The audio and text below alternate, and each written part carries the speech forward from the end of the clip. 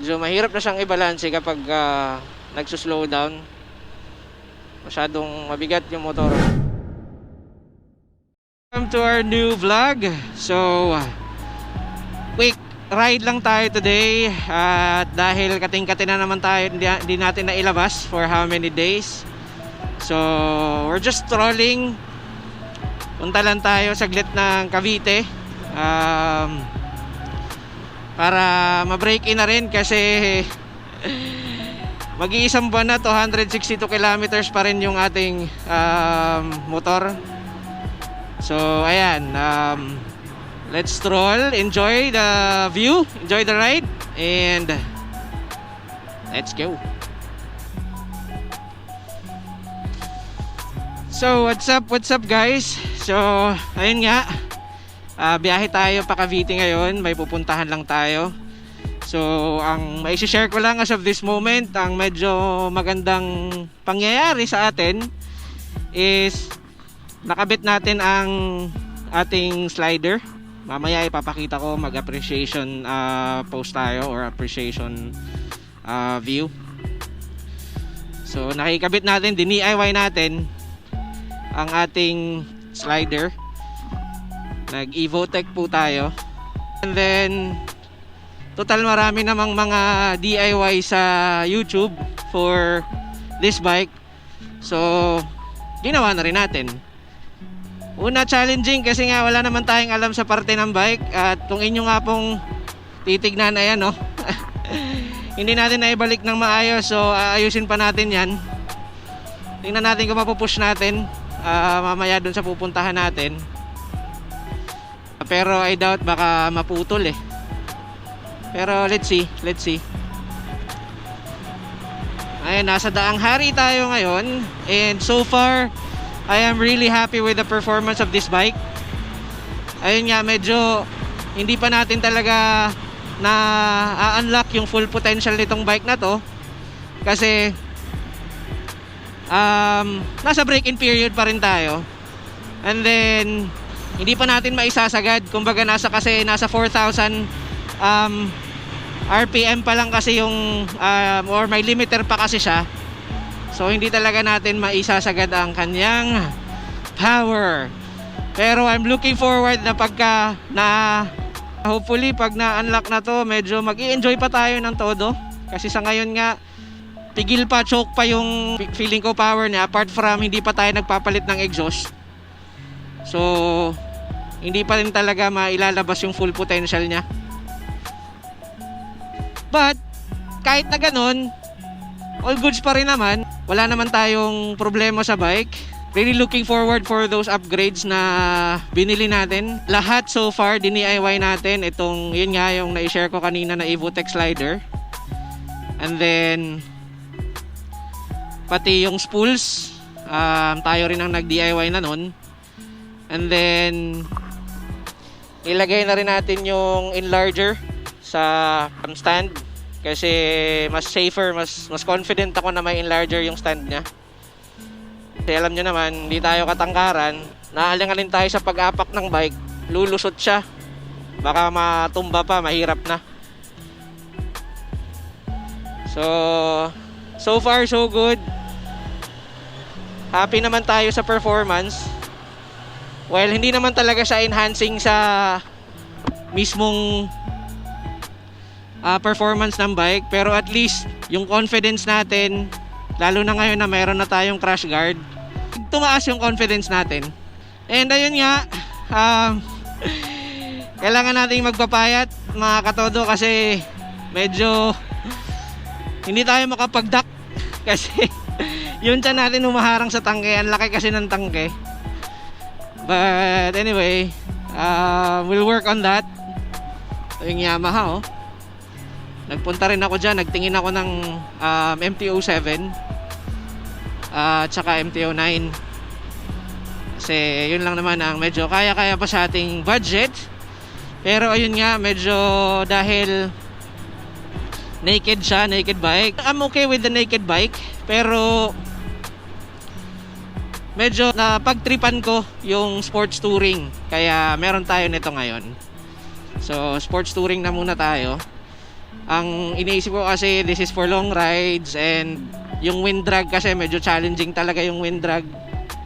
Minsan kasi yung hampas ng hangin nakakapagod eh. So sinabi ko naman sa inyo na yung bike mabigat talaga.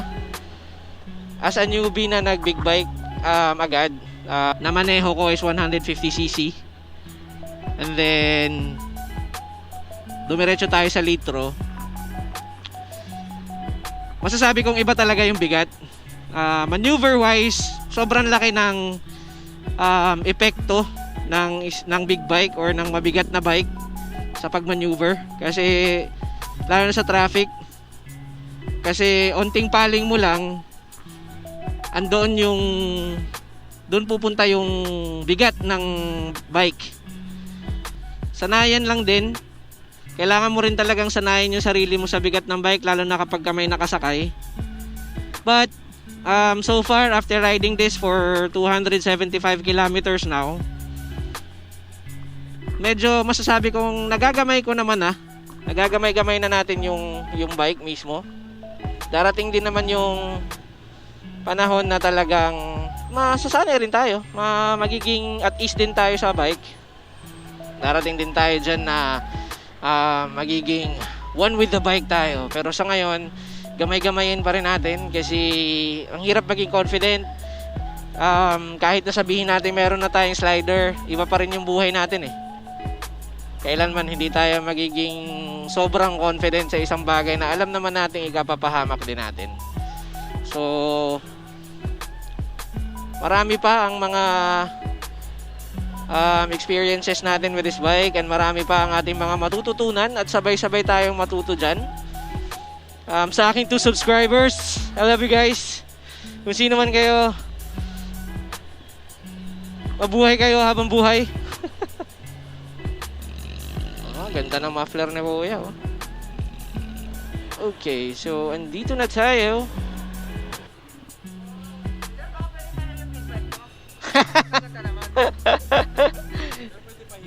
Oo naman. Sige. Thank you.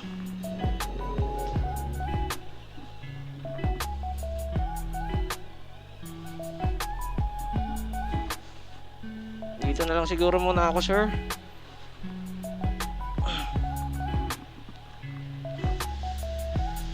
Touchdown.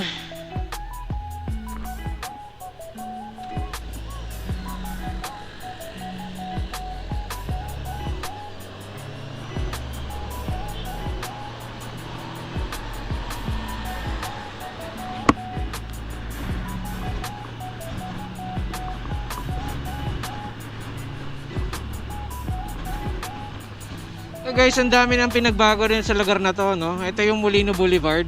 So medyo ilang taon na tayong hindi nakapunta dito. Ang dami ng mga establishmento. Ang galing. Talagang na-develop na tong lugar na to. Dati kasi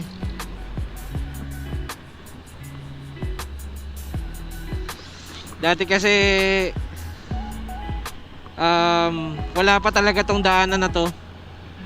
Sa Nyugan pa dumadaan or pinapadaan sa likod o sa gilid nito pala, hindi sa likod.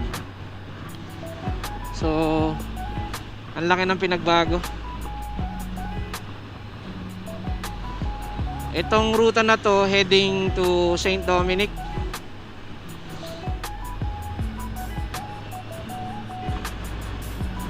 Pero ikot din tayo. Literal na ikot-ikot lang ang ginagawa natin, just to add mileage.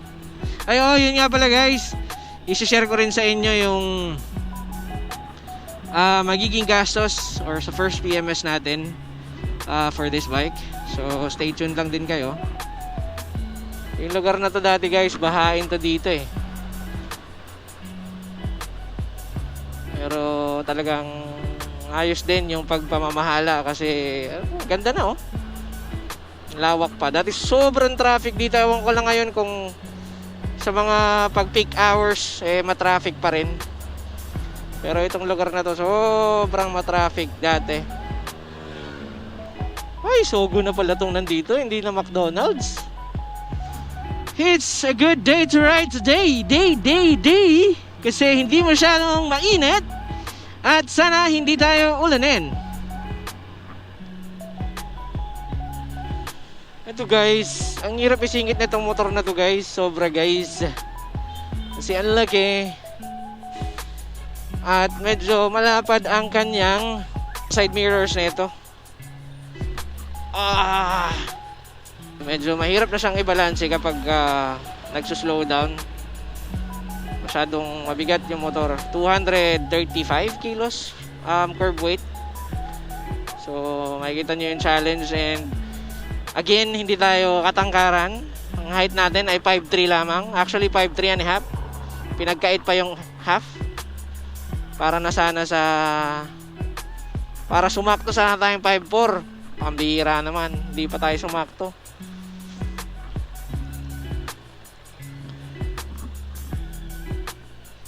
But kasi kung kung matangkad lang sana tayo, medyo hindi na to extra challenge yung, or I mean, hindi na dagdag sa challenge natin bilang newbie yung pagmamaneho ng malaking bike. Kasi pag flat-footed ka, mas confident ka na. Pero dahil maliit tayo at hindi tayo binayaan ng tangkad, so additional challenge sa atin ang magbalanse. Alam niyo, ang isa sa ikinakatakot ko ngayon na mga katodo, totoo pala talaga, I can manifest na kapag ka nasa expressway ka na, hindi ka masyadong marirecognize ng mga sasakyan, lalo na yung mga malalaking sasakyan. So kung medyo maingay yung pipe mo, hindi siya actually, parang feeling ko tuloy ngayon, necessity talaga siya na maglagay ka ng ganun. Kasi parang delikado, lalo na pagka kahit hindi ka sumingit kahit hindi ka sumingit, kapag ka may biglang lumiko at hindi ka napansin, wala, tapos ka na. Ngayon alam ko na ang somehow struggle ng mga talagang naka big bike kapag ka nasa expressway. So ayan guys, nasa 300 kilometers na tayo sa wakas. So 351, may aangat na natin ang ating limiter at that point. Oh, may onting dagundong din pala to sa sa tunnel. Pero pagdating dito sa labas, wala na. Alright guys, so dito na lang siguro natin tatapusin ang today's video.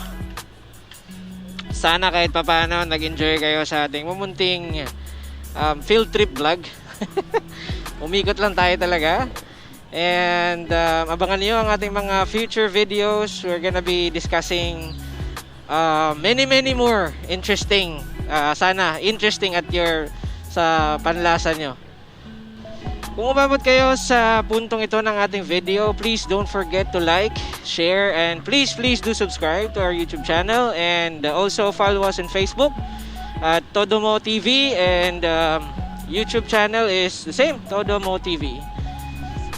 So up until our next vlog guys, tandaan, pag nangarap tayo, kilusin natin at sipagan pa natin more. Have a great day.